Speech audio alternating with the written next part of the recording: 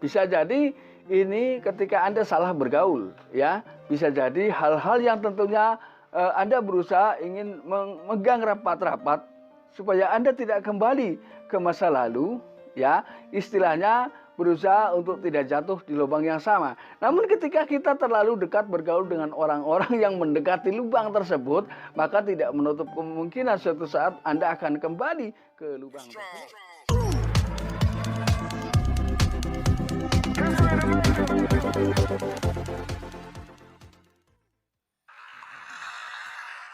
Assalamualaikum warahmatullahi wabarakatuh. Kembali lagi bersama saya Kang Kumis. Kali ini Kang Kumis kembali bersama Anda tentunya di channel Kang Kumis, channel yang selalu membahas seputar permasalahan rumah tangga, percintaan hingga masalah perselingkuhan. Nah, pada kesempatan kali ini Kang Kumis tentunya akan membawa topik-topik yang jauh lebih baru, ya, dan menarik insya Allah untuk kita simak bersama. Namun sebelum lanjut ke topik, gak ada salahnya silahkan Anda subscribe, like, dan komen di channel Kang Kumis agar Anda tidak ketinggalan update terbaru dan info terbaru tentunya di channel Kang Kumis. Nah, pada kesempatan kali ini Kang Kumis ingin berbicara mengenai 6 kemungkinan istri selingkuh atau kemungkinan pasangan selingkuh dan selingkuh lagi, ya. Di sini ada 6 poin yang ingin Kang Kumis jelaskan, ya.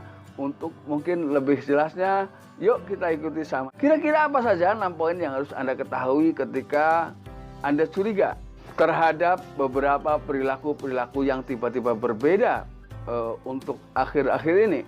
Nah, yang pertama tentunya ada beberapa penyebab yang harus kita pahami. Yang pertama mungkin adalah karena kecanduan. Nah, kalau sudah bicara kecanduan, ini adalah tentunya hal yang sulit, ya, kita antisipasi. Ini tapi apapun itu adalah faktor penyebab seseorang menjadi tidak kapok atau apapun perubahan yang sudah dilakukan tidak mampu merubah apa yang sudah menjadi kebiasaan, ya, atau sudah kecanduan. Ini yang pertama, mungkin faktornya ketika pasangan Anda sudah selingkuh, namun Anda sudah berusaha, ya, memperbaikinya, namun masih tetap terjadi perselingkuhan berikutnya. Ini. Lalu yang kedua, apakah mungkin itu terus terjadi terus-menerus? Apa sebetulnya yang mendasari? Yaitu yang kedua itu adalah akibat trauma dengan hal-hal tersebut, ya. Trauma masa kecil bisa jadi, trauma masa lalu bisa jadi, ya, karena tekanan dari seseorang bisa jadi.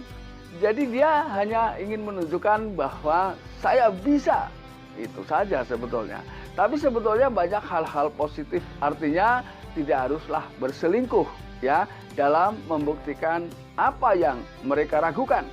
Ini bisa jadi dia hanya perasaan yang kurang nyaman, ya, karena mungkin sering mendapatkan hal-hal yang tidak ia inginkan. Bisa jadi karena mungkin pasangan Anda memahami masa lalu Anda, jadi kecurigaan yang ada di dalam hati pasangan Anda itu tidaklah pudar. Jadi seakan-akan bahwa di mata pasangan Anda adalah bukan wanita baik-baik, ya. Bisa jadi setiap masalah yang hadir itu akan menyangkut itu, ya. Karena Anda sudah berusaha untuk baik, lalu Anda kesal karena tidak segera mendapatkan pengakuan bahwa Anda sudah berubah, itu juga bisa menimbulkan seseorang kambuh di masa lalunya. Ini. Lalu kemudian yang ketiga adalah gagal mencapai target, mencapai ekspektasi yang ia inginkan, ya. Bisa jadi karena Anda sudah terlalu lelah menunggu dengan apa yang Anda inginkan, apa yang Anda bangun selama ini, namun ternyata pada waktu yang ditentukan tidak tercapai juga pada kondisi waktu atau aturan-aturan waktu yang sudah Anda sepakati, ternyata itu masih mendapatkan sebuah kegagalan. Ini bisa jadi menimbulkan hal yang bersifat keputusasaan, ya. Jadi akhirnya mungkin di situ ada komitmen baru dengan catatan saya tidak akan menerima pria lain atau tidak akan selingkuh jika kamu bisa memberikan saya ini misalnya.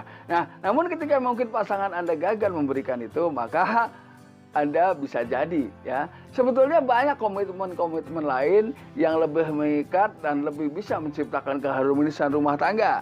Yaitu artinya coba kalau komitmen itu dirubah bahwa sampai kapanpun saya sanggup meninggalkan masa lalu dan mengubur dalam-dalam. Ini kan sebetulnya lebih positif ya, lebih bagus ketika itu yang diucapkan. Jadi jangan karena Anda, kecuali mungkin sedikit pertemuan Anda atau pernikahan Anda dengan pasangan Anda itu ada faktor keterpaksaan. Bisa jadi seperti itu. Yang keempat, kembali lagi mungkin gagal juga membangun komitmen. Ya, karena apapun yang sudah kita bangun, sudah kita ciptakan ketika itu menuju sebuah kebaikan, maka biasanya godaan untuk tergelincir ke keburukan jauh lebih kuat ya, apabila kita tidak memiliki sandaran keimanan atau sandaran secara spiritual yang kuat. Ini juga bisa merobohkan keimanan seseorang ya. Apalagi ketika masa lalu Anda sudah pernah menjalani itu dan Anda tahu bahwa mungkin menurut Anda masa lalu Anda lebih enak. Mungkin seperti itu. Itu juga bisa mendorong seseorang menjadi melakukan perselingkuhan kembali. Lalu yang kelima biasanya adalah memiliki gangguan kepribadian atau psikologis. Ya, ketika itu sudah terjadi maka sulit ya orang untuk betul-betul kembali secara 100% kepada hal yang jauh lebih baik. Biasanya adalah kembali mengulang masa lalu. Karena ketika kembali saya katakan ketika itu sudah menjadi sebuah mindset, akhirnya terciptalah mengganggu kepribadian, mengganggu psikologis Anda. Jadi anggap saja mungkin ketika sesuatu yang Anda sukai tidak Anda lakukan, Anda merasa sedih, bersalah ya. Namun di sisi lain ketika itu memang hal-hal yang bersifat positif, hal-hal yang bersifat baik, itu tidak jadi masalah, itu akan berujung semakin ke depan semakin baik. Namun ketika itu sebuah keburukan, maka kehidupan Anda akan makin buruk. Ini. Jadi kalau memang Anda membuat komitmen, Anda berbicara tentang pencapaian atau ekspektasi, carilah hal-hal yang positif yang justru dapat merekatkan tali pernikahan Anda dengan pasangan Anda. Itu jauh lebih baik. Lalu yang keenam, ini biasanya memang logika. Di mana kita berada, di situ kita berteman, di situ kita akan terbawa atau tercetak. Ya, apa yang menjadi kebiasaannya, apa yang menjadi aktivitasnya. Secara tidak langsung, kita akan terbawa dalam lingkaran tersebut.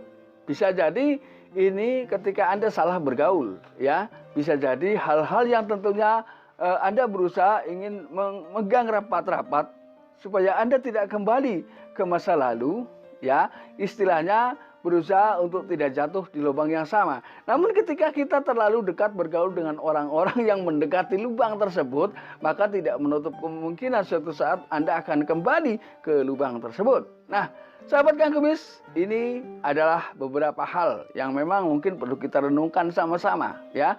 Sebetulnya apa yang terjadi di tengah kehidupan rumah tangga kita, tentunya kita harus mampu mengambil secara bijak setiap hikmah di balik peristiwa tentunya ada. Nah, maka dari itu saya yakin Anda akan selalu berhati-hati dalam membangun kehidupan rumah tangga Anda karena Anda lebih mengutamakan komitmen.